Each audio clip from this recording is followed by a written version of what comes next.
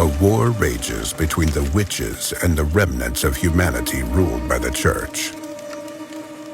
In a distant territory controlled by one of the witches, papal scouts have discovered a wreckage of a ship that had been lost for several centuries. It carried a valuable artifact, one that could alter the course of the conflict. To recover it, the Vatican has dispatched one of its best witch hunters. Only he can face the witch by means of his powerful magic. Hunters like him are called prayers, and the substance running through his veins that gives him arcane powers is known as Witchfire.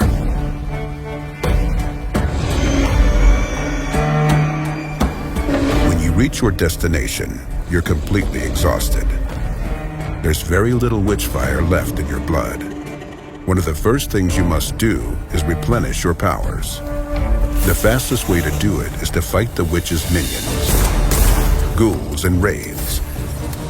Once they're dead, the Witchfire they were made of will be yours. However, this won't be an easy prey. The world of Witchfire is a place where everything is trying to kill you.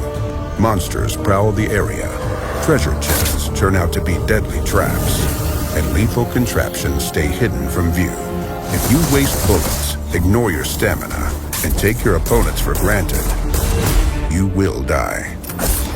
And this can happen in a myriad more ways. Getting killed means that you lose all your loot, although it's possible to recover it, and the monsters you've eliminated come back from the dead.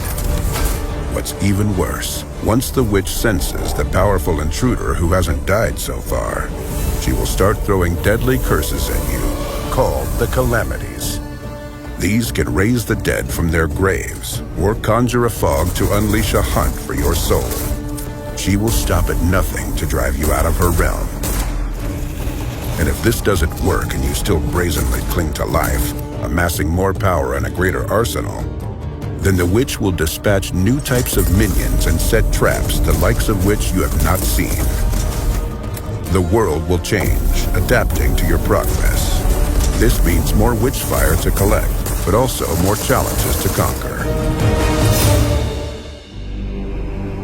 You find refuge in an old hermitage, enveloped in a fog that hides you from the witch's sight. From here, you will venture into her domain, trying to find the villain's lair. An enchanted mirror allows you to receive amazing inventions from the Vatican's gunsmiths. Here, you can also transform the Witchfire collected along the way into skills that become more and more powerful. This transformation does more than simply make you stronger. You also gain understanding of how magic works. Without this knowledge, many places remain inaccessible, and many magical objects are nothing more than a piece of paper with strange scribblings or a simple shard of iron. Let's examine this weapon, made for the prayer in the Vatican workshop. If you're unable to see through its esoteric shroud, it looks like a regular rifle. The more Witchfire courses through your veins, the more secrets reveal themselves to you. For instance, it turns out that the aforementioned rifle can hit several enemies with a single shot. This is how things are in this world, where common folk see nothing but a regular weapon, a seal with strange symbols, or a beautiful ring. A prayer recognizes brutally effective tools of death, spells based on one of the four elements, or magical signets that allow him to use telekinesis or teleportation. The prayer's task is simple: kill the witch and recover the artifact she stole.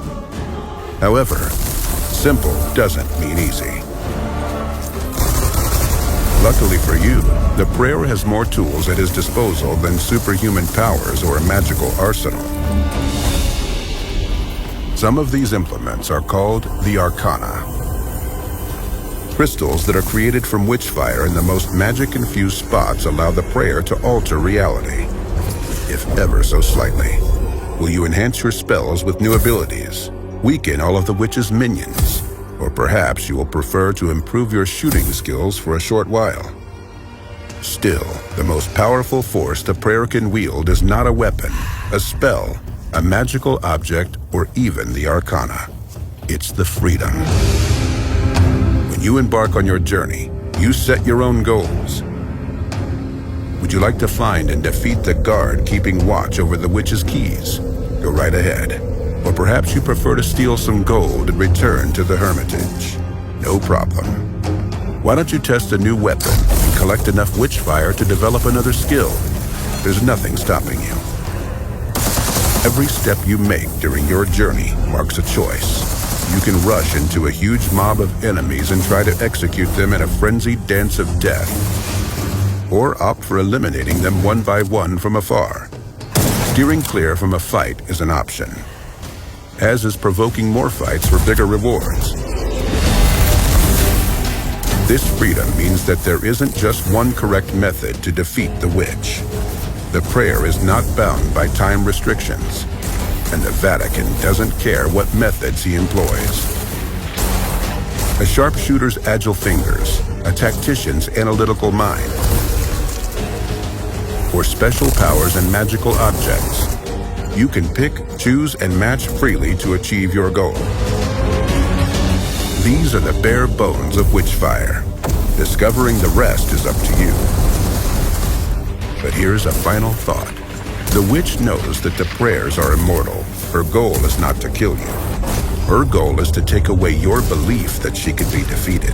When faced with hardship, you decide whether to give in to despair or get back on your feet and resume the fight. Godspeed, prayer.